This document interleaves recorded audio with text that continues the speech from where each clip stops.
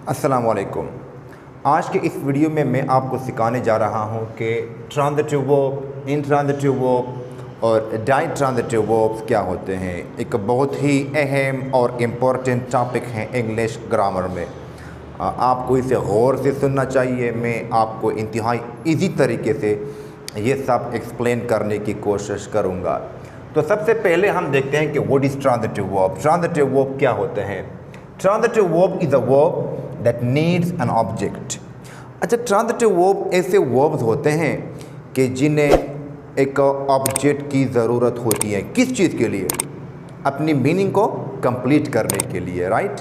यानी कि जब तक इसके साथ ऑब्जेक्ट ना लगाया जाए इसकी मीनिंग इनकम्प्लीट होती है, यानी कि इसकी मीनिंग कंप्लीट नहीं होती। For example, the child kicked the ball, right. यानी कि उस बच्चे ने उस बाल को लात मारी, राइट, किक मारी उसको। अब यहाँ पर ये जो हमारे पास किक वर्ब है ये एक ट्रांजिटिव वर्ब है। इसको अपनी मीनिंग को कंप्लीट करने के लिए इस ऑब्जेक्ट की ज़रूरत है, यानी कि द बॉल की। फॉर एग्ज़ाम्पल, अगर ये बॉल मैं यहाँ से इसको हटा दूँ तो ये जुमला यहाँ तक बन जाएगा, द चाइल्ड किक्ड, यानी कि बच्चे ने लात मारी। तो हमारे जहन में फ़ौरन एक सवाल आता है, क्वेश्चन आता है, अगर ये साथ में ना हो कि बच्चे ने लात किस चीज़ को मारी, राइट। तो ये जो जहन में सवाल आता है कि क्या, राइट, या किसे, या फिर किसको। ये तीन सवाल बहुत अहम है ट्रांजिटिव वर्ब और इंट्रांजिटिव वर्ब को समझने के लिए। यानी कि जब भी आपके जहन में सवाल आ जाए कि क्या, किसे या फिर किसको, तो इसका मतलब है कि यहाँ पर इस वर्ब को अपनी मीनिंग कंप्लीट करने के लिए ऑब्जेक्ट की ज़रूरत है। The child kicked the ball, the child kicked what, यानी कि उसने किस चीज़ को लात मारी। ये व्हाट, ये सवाल बहुत इंपॉर्टेंट है। इसका मतलब होता है क्या, राइट। और जब भी ये सवाल जहन में आए तो इसका मतलब है कि यहाँ पर ऑब्जेक्ट की ज़रूरत है, और जहाँ पर ऑब्जेक्ट की ज़रूरत हो वर्ब को तो वो वर्ब ट्रांजिटिव वर्ब होता है, राइट। सेकंड हमारे पास सेंटेंस है, द टीचर हेल्प्ड आमिर, यानी कि उस्ताद ने आमिर की मदद की। यहाँ पर आमिर हमारे पास ऑब्जेक्ट है इस हेल्प का, राइट। ये भी यहाँ पर ट्रांजिटिव वर्ब है। अगर आमिर को मैं यहाँ से हटा दूँ और इस जुमले को यहाँ पर इस हेल्प तक मैं महदूद कर लूँ तो मैं कहूँगा उस्ताद ने मदद की, तो फ़ौरन जहन में सवाल आता है कि उस्ताद ने किसकी मदद की, राइट। तो ये किसका, किसे या फिर क्या, ये वाले सवाल जब जहन में आते हैं तो फिर इसका मतलब है कि इस वर्ब को एक ऑब्जेक्ट की ज़रूरत है, और जब वर्ब को ऑब्जेक्ट की ज़रूरत हो तो वो ट्रांजिटिव वर्ब होता है, राइट। यहाँ पर हमारे जहन में जो सवाल आता है या इंग्लिश में उसे हम कहते हैं ऊम, राइट। यानी कि द टीचर हेल्प्ड ऊम, उस्ताद ने किसकी मदद की, राइट। या ऊ सवाल भी जहन में आ सकता है, राइट। अच्छा, कुछ और एग्जांपल जो हमारे पास हैं वो है ईट। अगर मैं आपसे कहूँ कि मैं खा रहा हूँ तो फ़ौरन जहन में सवाल आते हैं कि क्या, यानी कि आप क्या कर रहे हैं। तो ईट भी हमारे पास एक ट्रांजिटिव वर्ब है।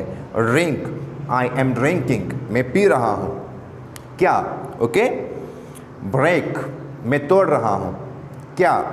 इसके अलावा राइट, टेक, मेक, ये सारे भी ट्रांजिटिव वर्ब्स के एग्जाम्पल्स हैं। तो उम्मीद करता हूँ कि ट्रांजिटिव वर्ब क्या होता है इस बारे में आपने समझ लिया होगा।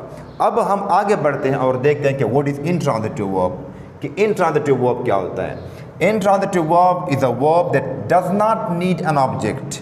ये एक ऐसा वर्ब होता है कि जिसे ऑब्जेक्ट की ज़रूरत नहीं होती अपनी मीनिंग को कंप्लीट करने के लिए, यानी कि इसकी जो मीनिंग है वो ऑब्जेक्ट के बगैर भी कंप्लीट होती है।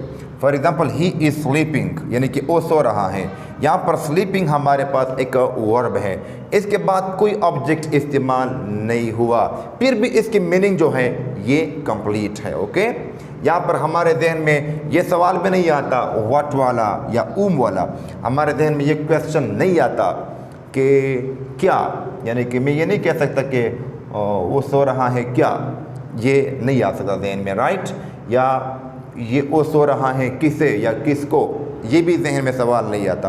हाँ, कुछ और सवाल जहन में आ सकते हैं। फॉर एग्ज़ाम्पल, वो कहाँ पर सो रहा है, कहाँ, वेयर।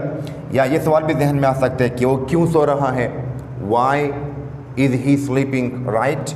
वो कब सो रहा है, when he is sleeping, right.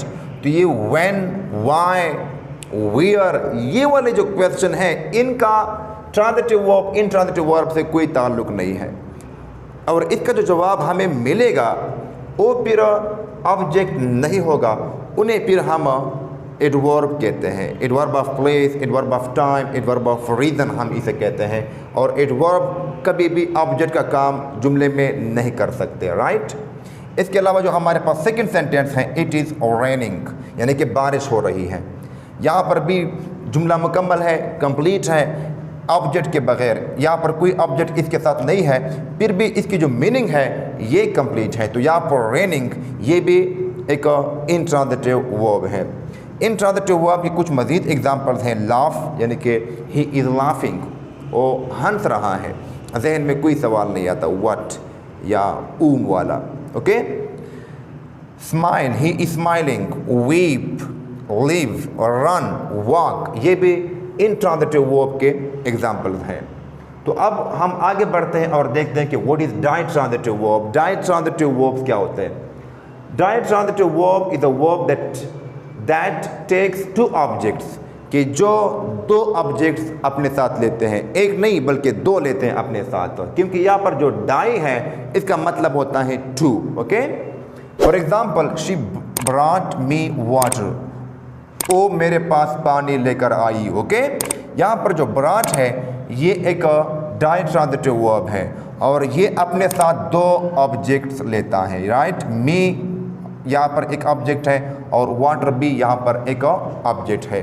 Water को यहाँ पर जो है इसे हम डायरेक्ट ऑब्जेक्ट कहते हैं, और जो मी है इसे हम इनडायरेक्ट ऑब्जेक्ट कहते हैं। डायरेक्ट ऑब्जेक्ट क्या होता है, इनडायरेक्ट ऑब्जेक्ट क्या होता है, इस बारे में हम किसी और वीडियो में डिटेल से बात करेंगे, right. He gave her a pen, यहाँ पर जो गेव है यहाँ पर ये भी एक डायट्रांजिटिव वर्ब है, इसे भी दो ऑब्जेक्ट चाहिए, राइट। हर और पेन, यहाँ पर हर भी एक ऑब्जेक्ट है और पेन भी एक ऑब्जेक्ट है। पेन डायरेक्ट ऑब्जेक्ट और हर ये इनडायरेक्ट ऑब्जेक्ट, ओके। इसके कुछ मज़ीद जो एग्जांपल्स हैं वो है फीड, यानी कि खिलाना, शो दिखाना, बाय ख़रीदना, विश ख्वाहिश करना या किसी को मुबारकबाद वगैरह देना, ऑफ़र पेशकश करना, ये सारे भी डायट्रांजिटिव वर्ब्स के एग्जांपल्स हैं। जी डियर स्टूडेंट्स, ये थी एक शॉर्ट वीडियो लेक्चर जिसमें मैंने आपको सिखाया कि ट्रांजिटिव वर्ब, इंट्रांजिटिव वर्ब और डायट्रांजिटिव वर्ब्स क्या होते हैं। तो उम्मीद करता हूं कि आपने अच्छे से इन चीज़ों को समझा होगा।